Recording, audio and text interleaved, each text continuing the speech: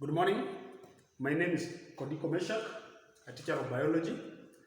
Welcome to our today's lesson where we're going to talk about the sex-linked genes.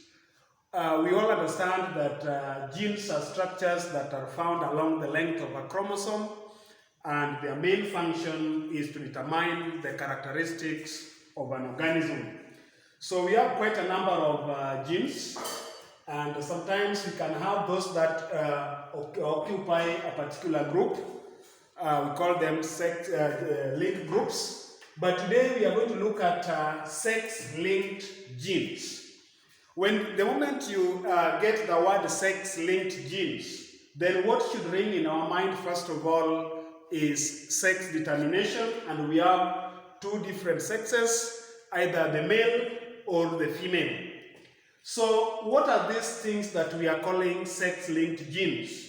When you are asked to define what is a sex-linked gene, sex-linked genes are defined as the genes located on the sex chromosomes and are transmitted together along with those that determine sex. So what we are trying to say, if we have the X chromosome and the gene is linked, it is attached. For example, we are talking about the hemophilia. It is attached to the X chromosome. So X is one of the sex chromosomes for the female and the Y for the male. We know that in a mature human being, there are a total of 46 chromosomes, out of which 2 are sex chromosomes. So if you subtract 2 out of 46, then we are left with 44. The 44 chromosomes are then called autosomes. These autosomes are the ones that determine other characteristics of the progeny, or rather the offspring. So for example, we want to look at some of the sex-linked traits. Sex-linked traits here, we have one we are calling hemophilia. Hemophilia is a condition in which the sufferer will lose a lot of blood, even from a smaller cut.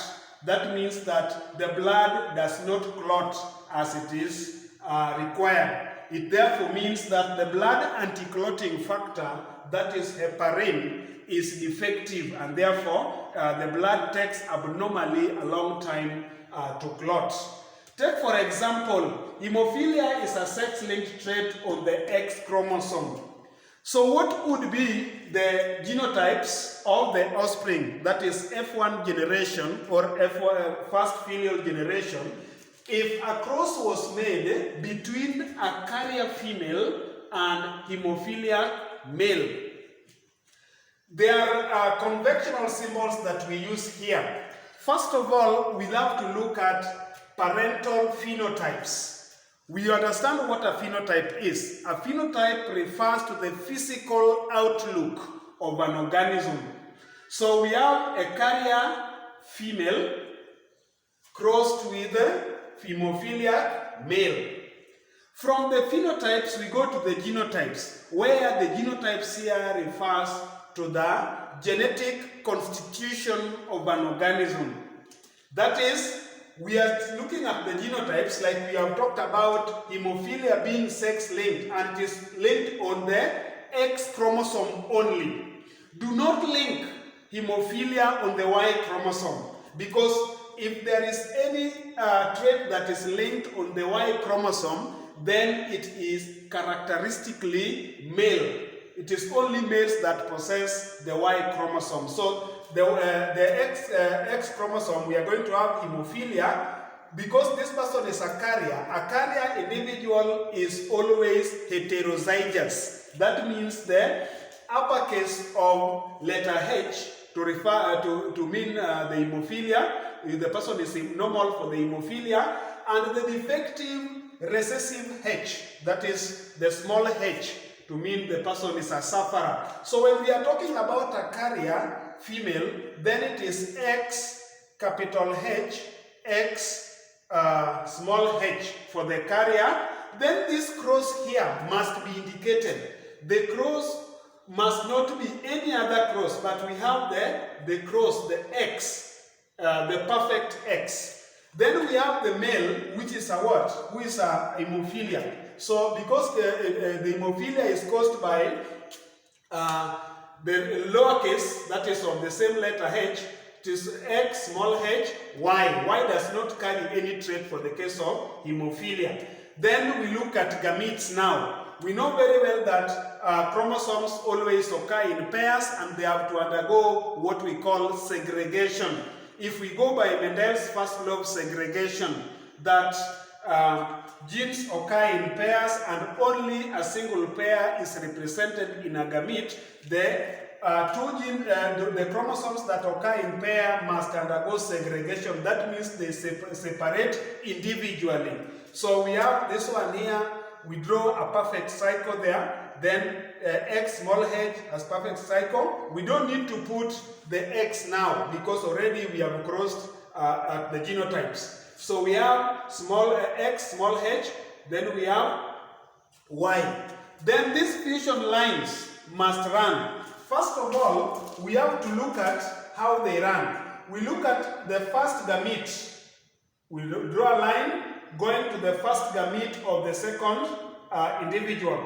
Still, we are on the first one, we take to the second one, and we have to write the genotypes at the lower side there. We come to the second one, that is, we draw the line to that one, we write the X small h, X small h, then we have the next line to the other one, that is X small h, and then we have Y. So that is what we are calling first filial generation. First filial generation, which is indicating the genotypes there. From here, you can have ratios and probability can then be calculated. For example, out of this, if you are asked, what is the probability of an individual from the cross above being hemophiliac? Automatically, that is now general, whether male or a female, we can see that the recessive form XHXH, that is hemophiliac female, then XH small h y is hemophiliac male. The probability therefore is 2 out of 4, which is half or 50%. Like that. So we have other traits that are linked on the sex linked traits, that is color blindness, the same thing. It is linked on the X chromosome. Hemophilia linked on the X chromosome. Premature baldness is linked on the Y chromosome. Maybe somebody can ask why premature baldness is linked on the Y chromosome. It is linked on the Y chromosome because it can only be found in man. That is, it is characteristically male. We have also what we are calling a chondrodystrophic dwarfism. Chondrodystrophic dwarfism is a situation where individuals are characterized by short limbs or arms. We also have another one here that we are calling porcupine man. Porcupine man. Porcupine man is just as the name suggests.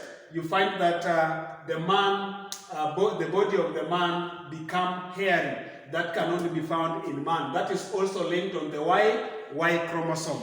So, when we are talking about sex-linked traits are those genes, or maybe the genes located on the sex chromosomes are always transmitted along with those that determine sex. And we have seen an example is this one, which is hemophilia, and we have seen it can be a carrier male or a carrier female, hemophiliac male, whichever that you are going to be given. So you have to link them on the X chromosomes, and then you do your perfect process, get your